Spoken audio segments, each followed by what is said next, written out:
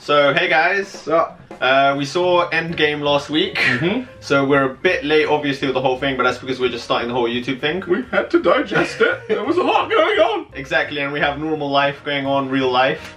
But yeah, basically we've seen it, this is going to be our initial thoughts and review video. There will be spoilers. That's the important part. So it's kind of unavoidable when talking about a film that's built up like this and is basically immediately jumps into spoiling other movies as soon as you jump in. Exactly, so please be aware of spoilers. And yeah, hopefully you like our views, tell us what you think, and hopefully you agree with us. If you don't, well, that's it. We will have our opinions. Feel free to disagree in the comments, that's what they're there for. We get to have a natter and whatever. Exactly, so, Sean. Hi. What were your initial thoughts? My initial thoughts were... Okay, so I'm gonna just boycott myself straight out there. I cried immediately. Yeah, that's it. Yeah, I'm just gonna put that out there right now. Right at the end, I cried like a little bitch. Literally, from the moment that you know, Tony knew what he had to do to the end credits, I was in and out of tears. Yeah. I'm just to put you in an idea of how I was seeing this film emotionally. Overall thoughts on the film, amazing. I was very happy with this film. Yeah, and I think I kind of echo Sean's thoughts. I didn't cry. Yeah, you don't echo my tears. he obviously complained. He thought it didn't affect me as much, but I just want to say I did feel it did affect me.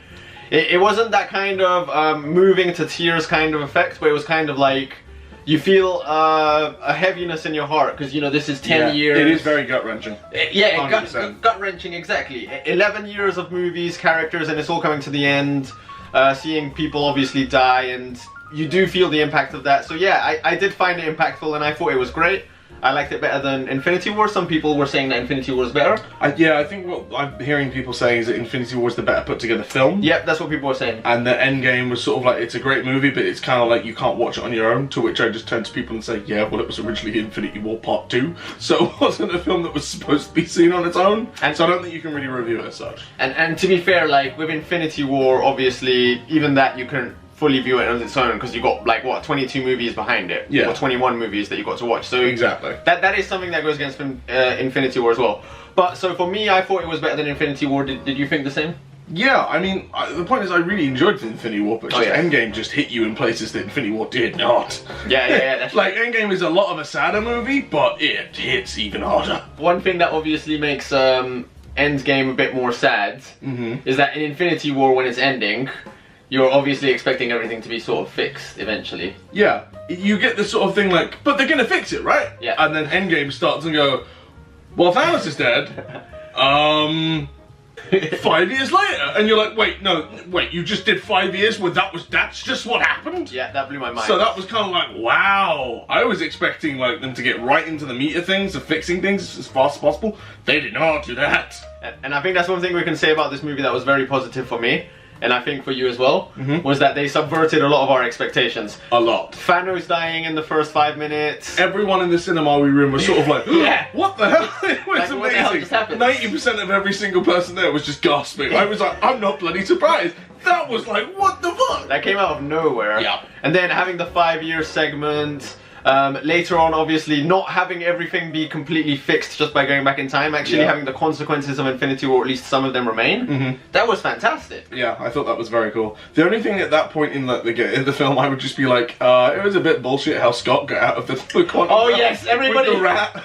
I was kind of like, now listen, Scott, you've had 2 bullshit moments. The first one was him getting, he was in his first film, he was riding one of the ants, and the guy shoots a bullet and somehow manages to hit the ant he's on, out of a swarm of ants, and not hit him. I was like, that's your first bullshit moment. And now that we've got this on, it's your second bullshit moment, one more, and but it was still like, I get it, they needed to get him out, and like no one fucking knew he was in there. Yeah. So I get it, but it was just a bit like, But once he was out, it was amazing. His first scenes when he first came out of him like, looking for his daughter, trying to find out and piece together what happened, going to the memorial site and trying to find his daughter's name. Yeah, that was great. That was phenomenal. Yeah. It had a really post-apocalyptic vibe there, which I was surprised to see in a Marvel movie that's normally quite happy. Even like just the impact of having less of the wildlife and stuff, less of the chirping. It really made me feel... It was so weird because when they brought everyone back and the chirping started, I was like, oh god, there was no chirping. That's what I'm saying. It's one of those things, completely didn't think about it. And then it happened and I'm like, oh shit. And it kind of hammers home just you know, the repercussions of Thanos' actions. Like, he actually did get 50% of life, and it's not just humans. Yeah. It's all sorts of other species going as well. So there's so many little small details like that in the movie that I feel kind of made it very believable. You felt it. Yeah. Like, at the end of Infinity War, with after the click, you're kind of like, okay, but what does that mean? Like, you see all your heroes turn into dust, but you're like, what does that mean? Endgame shows you what that means. It's like, no, everything is disrupted. 5 years later, the world still hasn't fully recovered. The memorial site's probably the best looking place in the place. Yep. Everywhere else is still kind of destroyed and empty and desolate looking. It's nuts. Especially when it goes over New York, like, that's quite eerie. Yeah. Very eerie. That was, it's just one of those things. After Infinity War, you're like, okay, so what's going to happen? Endgame's like, let me spend the entire third half of the film really showing you how fucked everything is. It was a good job they did that too, because it really showed the impact after Infinity War. That was really clever. It's definitely just keeping Infinity War's impact there. I think we thought that the film had like a sort of three-part structure. There was obviously the impact after Infinity War. Yep. Then there was the whole time travel. Then after that, there was obviously the big battle. Of the three parts, I think I enjoyed maybe the time travel section the most. The time travel certainly had a lot of more interesting concepts in it, definitely. Yeah, and it was a good callback to the older movies as well. It was very cool seeing the older movies again. It's just, I don't know why, but just them doing the whole swivel around all the Avengers from seeing that again. Just again, for me, was just sort of like, yep, I like that bit. I don't know why seeing it again made me so happy, but it just did. I think it's just basically showing how strong the first original Avengers movie was, that, you know, you see that again and it still kind of brings back those feelings of... And also kind of how dorky Captain America's first outfit kind of looked. Oh, yes. Looking at it now, it's just sort of like, yeah, that was a little, I don't want to say cheap looking, but kind of cosplay, children-esque kind of looking. I think it's funny because actually a lot of people have mentioned they think that's probably the worst MCU costume up to this point, or at least one of them. Oh, really? Okay, well there you go. Then that explains everything. I find it funny you mentioned that. It was just saying, because obviously you've had like all the next films, you're seeing Captain America, he looks amazing and he's like proper studded suits and everything looks a bit more so. Then you just have this baby blue thing, just saying it's the Hulk and Iron Man. You're like, not sure about your costume there, buddy. I mean, you know, may not have the perfect costume, but he does have America's ass. Oh yeah, there is that. That's one thing as well. Actually, I thought the film it juggled the humor well. This is something. Yeah, surprisingly, actually. That we didn't think Avengers 2 did. Yeah, no. That handled the whole seriousness and comedy very terribly. The humor just felt out of place. It kind of, you know, downplayed everything. Yeah, it was almost like with Avengers 2, they were like, let's make it really dark, and then they were like, oh wait, no, we need to be funny. Hang on a minute, and it just didn't offset it very well. So that's one thing that we think this movie done fantastically. You know, the humor was great. It didn't take away from any of the scenes. It added to the characters and stuff, like just in other instances, like the banter between Thor and Star-Lord. Oh yeah. I love that bit. Yes. That was. I just love the fact that I'm a guy who likes puns, so the fact that Thor came up with a pun at the end was just sort of like, praise be, I found my god of thunder. There he is. I thought that was fantastic. Oh, another thing I liked was the OST. It was basically just the Avengers theme over and over again. But the thing is like, we've known that theme for years now. And the fact they were able to make it feel like bombastic and yeah, we're gonna do it, but they also could make it really solemn and sort of like, almost broken kind of with the piano pieces that they were using to sort of go over the 5 years later moments. It was really nice to sort of have this theme that, yes, you could say is monotonous because they put it in every single one, but it just makes it feel a bit more grounded with the same theme being used in each Avengers film, and the fact that they are able to change it to suit the mood of the characters that are going through it. So. And they knew how to use it, they knew when to use it, it was, you know, performed beautifully. You know, I really enjoyed it, so for me, it was great, it was fantastic. Yeah, for me it was a real nice sort of cherry on the top of an already good cake. Oh yeah, and we can all agree that Endgame was a deliciously good cake. It was. Plenty of filler. Yeah. Not filler, luckily. Yeah, well, thank God for that. Unlike Justice League, which is obviously a very good movie to compare it to, but yeah, it was not Justice League, thank God. Yes, Justice League needs a bit more filler, in the idea of more actual films based on characters before you lump them in a mixing bowl. So overall, yeah, definitely great movie. Whether it's better than Infinity War or not, we'll talk about them more later. But for now, characters, talking about the God of Thunder there, that's an interesting one. That is an interesting one. For once, I felt that Thor was relatable to the larger man. Just saying, I resonated with him a little bit. I did see some internet comics like that as well. Like, oh, now I can finally cosplay Thor. Actually, that's a very good idea. That's not bad. I didn't think of that. But yeah, no, the funny thing is they did so many different things with the characters after the events of Infinity War and sort of how that impacted them. And it was very interesting to see how everyone was impacted differently. Thor obviously going into like sort of alcoholic depression. You have Black Widow trying to hold everything together and struggling. Yes. Captain America doing, you know, he can't think to do any specific hero work, so he goes and tries to help, you know, individuals deal with the situation at hand. Which is a very Captain American thing. Yeah, that is, because you can, you know, that's the kind of thing I'd imagine doing with the soldiers back when he was back fighting in the war. I mean, him doing around parading, I'm the Captain America, was basically there to boost morale for the people who were working the soldiers. So he's kind of carrying on that work, which I thought was kind of cool. Everyone else doing space stuff as well. Yeah, and as well the other characters, obviously. But yeah, speaking about Thor, a lot of people thought that he was ruined in this movie.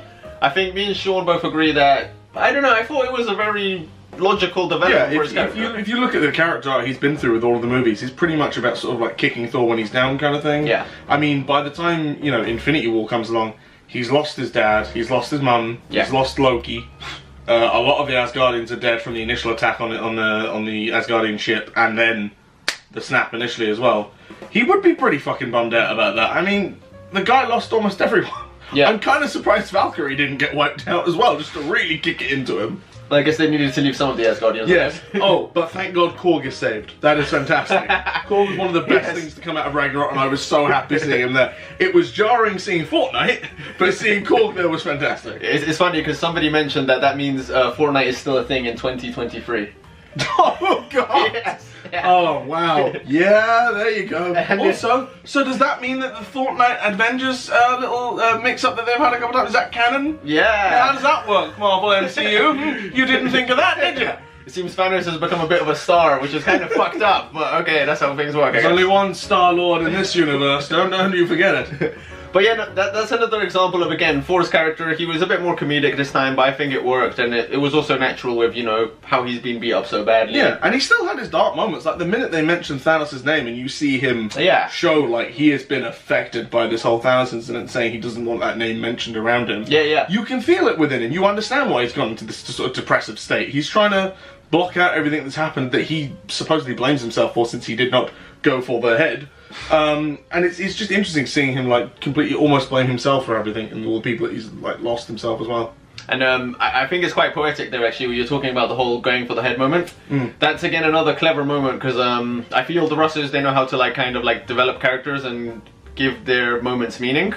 And the fact that Thor goes on to behead Thanos at the beginning of the movie, you know, that's kind of poetic. It goes back to the whole, you should have gone for the head thing. Well, he goes for the head now, but it didn't fix anything. Ironically enough, you know, if you want to link into sort of like beheading in sort of symbolic state, right at the end of the film, when Thor decides that he isn't going to be the king of Asgard, he sort of beheads the monarchy of Asgard, hands it over to Valkyrie, because he realizes with the way he is, with the way he handled the Thanos situation, he isn't the kind of person that should be in charge of the Asgardians, which I thought was kind of interesting as well. Yeah. So sort of beheading himself off the role of the king of the Asgards. And again, that goes with the past few movies, because he's always said he doesn't want to be the king. Yeah. So I think Thor was treated very well. I had no complaints. Yeah, I get why people would complain, because Thor has been a very serious character in the past, and during Endgame, which for all intents and purposes is a serious movie, you want Thor to be back into that serious state, but when we had the serious Thor, we got Thor 2. So, I'll counterpoint with that one.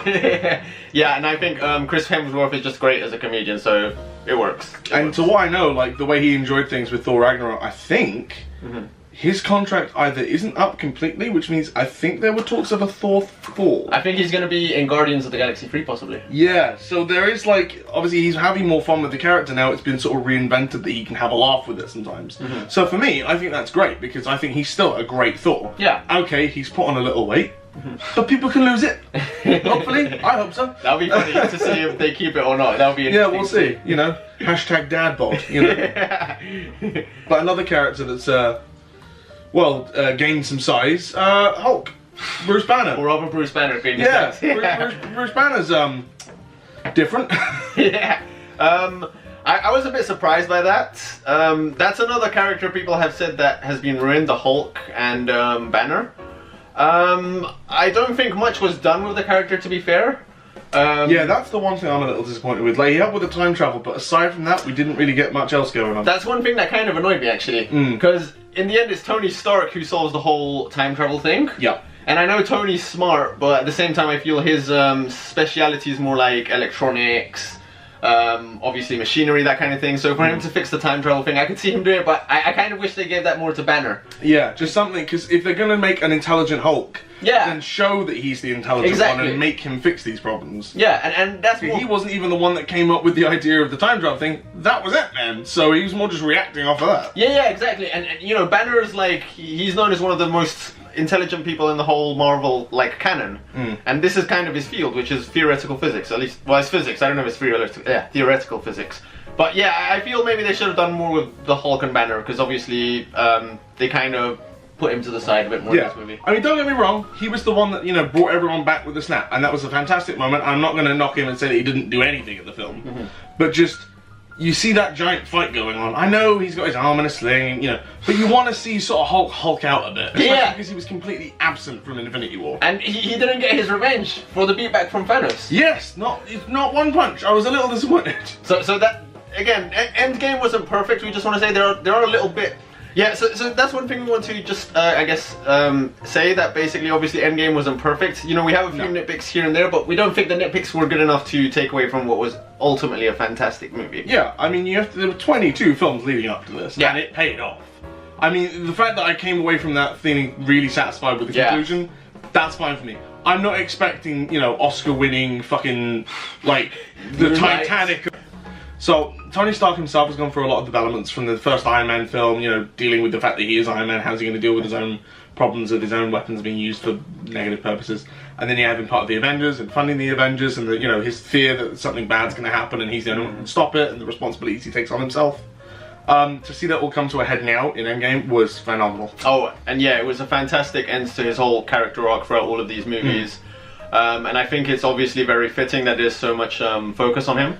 Because, you know, Iron Man started everything, and the fact that he ends everything, and the way they ended it with, you know, him saying, "I am Iron Man." That was, and apparently that was a very last minute decision, as far as I'm aware. That's what I heard. There was no planned lines, he was just going to click. But basically they realised that as this is his final moment, he needs something to go out on. And because obviously Thanos with his I am inevitable, and they realised they can make it full circle with I am Iron Man, echoing Iron Man 1, I thought that was fantastic. And I think that's actually an even better point now, because this reminds me of The Empire Strikes Back. Right, okay.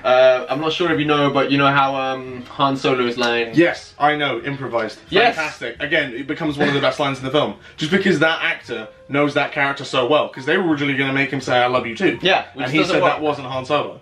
Again, with Iron Man, you know, it's just the idea that they'd done this character for so long, that they knew he needed to go out on something. On a high. And they really did. Yeah, so... Iron Man was definitely one of the characters that we feel was, you know, treated the best in this movie. So true to his character, great arc, and it's just something that contributes to the overall awesomeness of the movie. So, there's another character that we should talk about, obviously. Captain Marvel. Oh, right, okay. I thought you were going to say Thanos. Oh, we need to talk about him too, actually, yeah. He's cool. Yeah. That's what we talked about. Yeah. No, Trick. Oh my god. But yeah, a lot of people were saying that Captain Marvel almost ruined the movie. What do you think? I would say that's pretty difficult to do, considering she wasn't really in it that much. Which is a positive. Like, you know, she's barely in it. I don't think you can ruin it. You have to remember, this is a 3-hour-long movie. She's in it for what, 10 minutes? Yeah, it's not much. If 10 minutes ruins 3 hours for you, then I'm sorry, I feel pretty bad for you. I think that's actually a great point you make there. Because this might just show how kind of out of control the Brie Larson and Captain Marvel hate is. Yeah. I actually saw a few posts on the internet where people were saying like, yes! I love the moment where Thanos just punched the shit out of her, which, to be fair, I like that moment too. Satisfying moment, that was kind of cool. Yeah, I not like because of punching Brie Larson, just it was a cool Thanos moment, just saying. I think for me, I definitely liked it just because I don't think she ruined the movie, but she was an annoyance in the movie for me. She was one of the nitpicks because I did think she was too overpowered. Like we did say, I did enjoy Captain Marvel. Yeah, I thought it was a good movie. We both did. We enjoyed it a lot more than we thought we would. And, you know, Captain Marvel herself as a character, she was, you know, good, decent at least. Yeah. But what annoyed me about her in this movie was just her power level, you know? It was just a bit... It's over 9,000! Wow, yeah, actually, that describes it perfectly. Yeah, pretty much. But yeah, it is a bit jarring to, you know, have 22 movies and then just have one movie where we introduce one character and have her be so powerful. It's like, Yeah. we didn't see much of her power in Captain Marvel, just at the end. Yeah, because that's the thing, yeah, you're right. In Captain Marvel, her true power only really showed up within the last sort of like 10-15 minutes of the film. Exactly. So to see that sort of be like, yep, this is me now, hi Thanos, what? Bang! It's sort of like, whoa, where did that come from? Exactly. So for me, that was a bit jarring. It didn't ruin the movie, but it's definitely something that I feel hopefully Disney shoved in there because, you know, they just wanted Captain Marvel there. But I think the Russos done fantastically with it. They probably had a quota of how powerful they had to make her, which is probably... She has to land a punch, and it has to be impressive, and he has to headbutt her and it not do anything. And she has to be super powerful girl, because girl power is obviously what we need. Which was definitely in the film with their little girl power promo show. Which again, I've heard people go, oh my god, it's like so bad. They have to make all this attention put on these females. What happened to the guys of the movie? I'm like, when you've had 22 fucking movies of all the guys being in charge, let them have one fucking scene where they're all at once. The only thing I did feel bad for was the fact that Mantis was in that shot, but then she doesn't do anything. Yes. She can't really do anything. But for me, it was a harmless scene. It wasn't that, you know, it's not a bad thing. It's there. Yeah, no, I agree actually. Like, that scene, it was pretty cool. This movie actually reminded me a lot of Return of the King. It's got a million endings, you know, the ends to a long-running trilogy. Well, not trilogy in this case, but for Lord of the Rings. But yeah, very similar to Return of the King, and that scene was kind of similar to Eowyn's scene where she kills the Wraith King. Okay. Yeah. I'm going to smile and nod because I've still yet to see Return of the King. Again, don't roast me in the comments. So You're gonna have people at work having a go at me about this. I get it. This can be like your hate point, I guess. Yeah, I suppose. No, but yeah, so that was a very Return of the King-y. I didn't mind it. It's a cool scene. Didn't ruin the movie. Again, I didn't feel the movie had much political agenda. Same with Captain Marvel, it wasn't there. Yeah, I didn't feel it was there anyway. If people think it was there, then fair enough if you see what you want to see. But for me, it was just a movie that I thoroughly enjoyed. Exactly. So again, another positive for the movie. It didn't have any like political agendas or anything. Yeah, it wasn't like Thanos is a representation for the government wiping out half of the poor population. No, it was just a comic book movie. Yeah, exactly. A very good comic book movie, but at the end of the day, it's a comic book movie. Nothing has to be taken that seriously, people. Exactly. Take that from the nerds. We're telling you to simmer down. Wow, yeah, that's actually a big thing. Wow.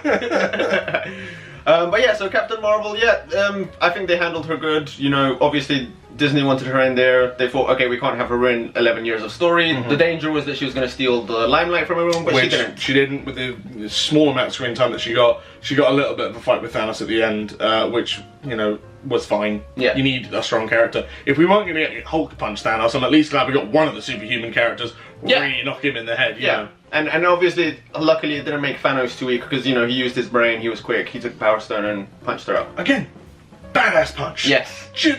Badass punch. And it's a great character moment for Thanos because it just shows how dangerous he is. There he is, you know, being steered with such a powerful entity, but he just thinks so quickly on his feet and deals with it. Exactly. Oh yeah, Black Widow, that's a character that I much prefer as one of the main female characters. Yep. It was quite shocking to see her die. That took me back. Yeah, it was one of those things where it was sort of like, it would have made sense for Hawkeye to die since he's had sort of like more of a character arc after the abysmal use of him in Avengers 1, because he was just thrown away in Avengers 1. Oh yes. But after what we've seen about his, you know, secret family and the way that he, you know, deals with this whole SHIELD situation and everything, and the way he deals with his family being gone, it would have been kind of interesting to see him be the one that they throws himself off the cliff. But with Black Widow, it's kind of a shame because now I know they've mentioned that there's going to be a Black Widow TV show and possibly a Black Widow film, but how realistic is that with the current, you know, with her being dead? Yeah. Is it going to be a multiverse thing? Is it going to be an in the past thing? Is that going to feel kind of cheap and tacked on? I don't know.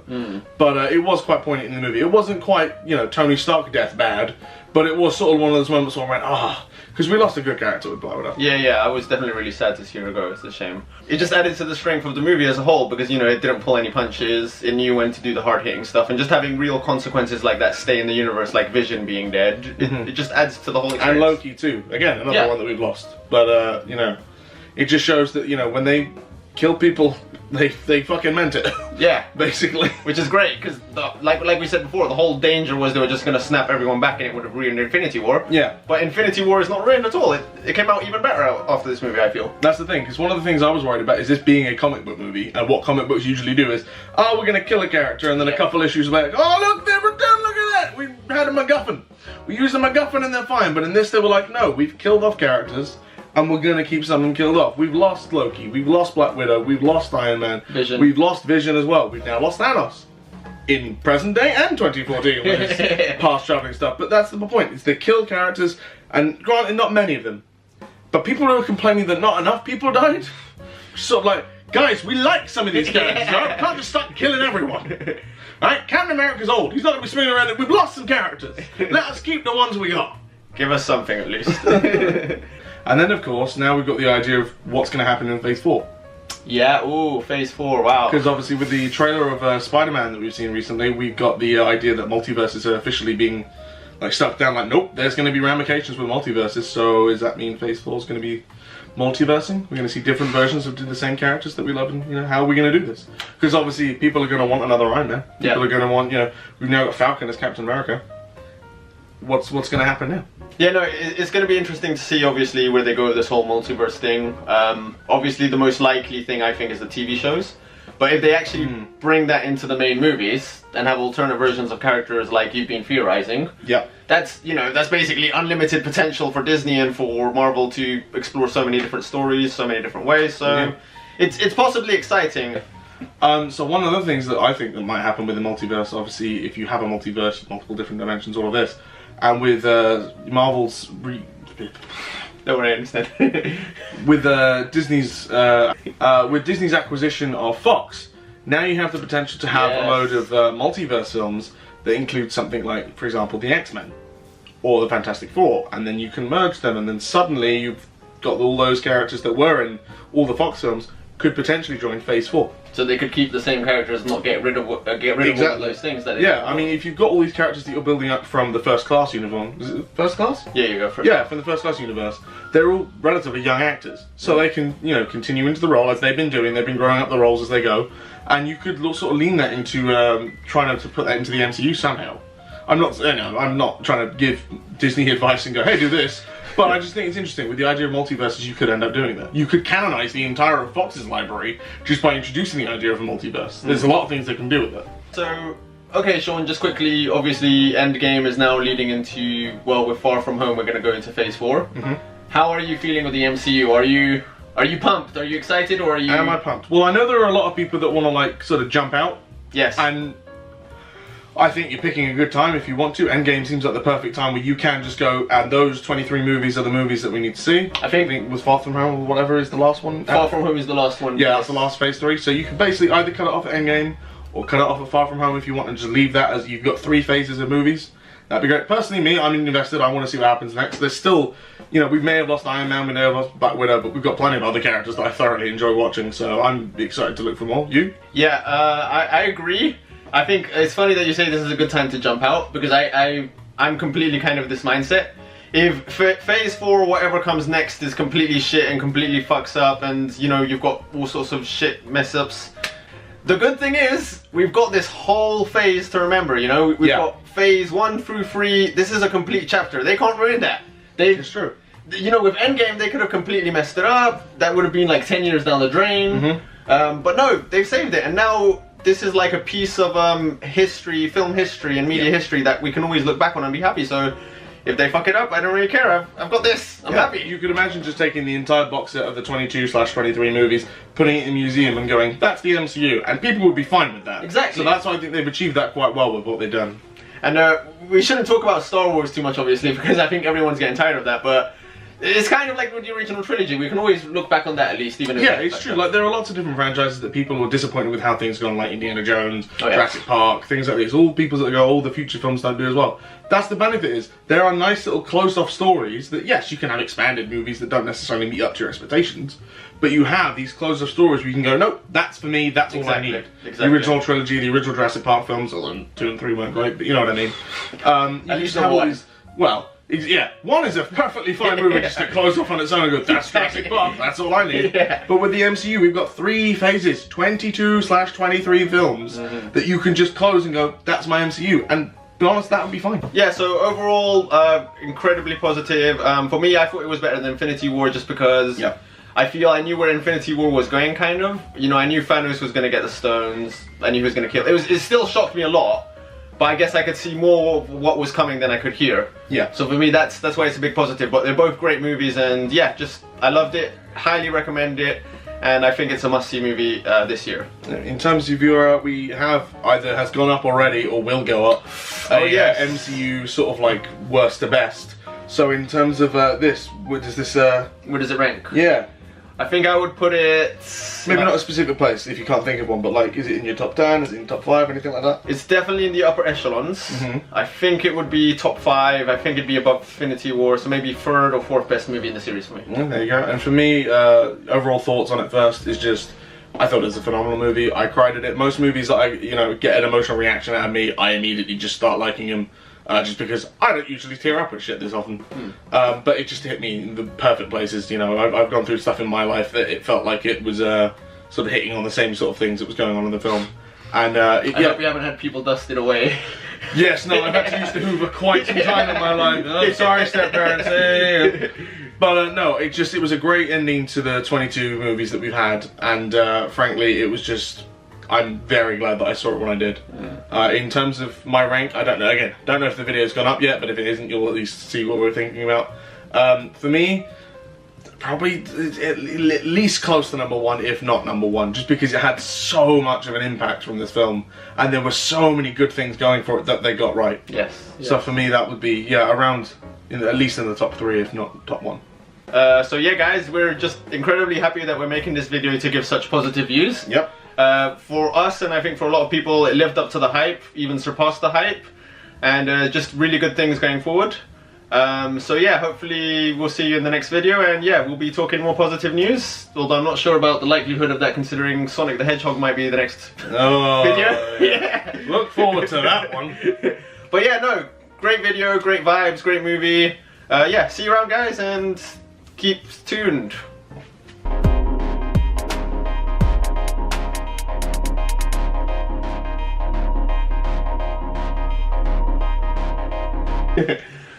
Okay, I just want to talk about more stuff in the movie. Yeah, go for it. Oh yeah, so yeah, the main things in Endgame, there were, lots of really cool moments, like, oh god, what the fuck? I'm sorry, that oh my god! You could put this at the end of the video, but we've just turned and seen like a fucking gang of cats have just started to come out of nowhere. Let me see if I can get this. this. What the bloody hell? They are creeping slowly towards us. What do you want, kitties? Stop looking at me on the left!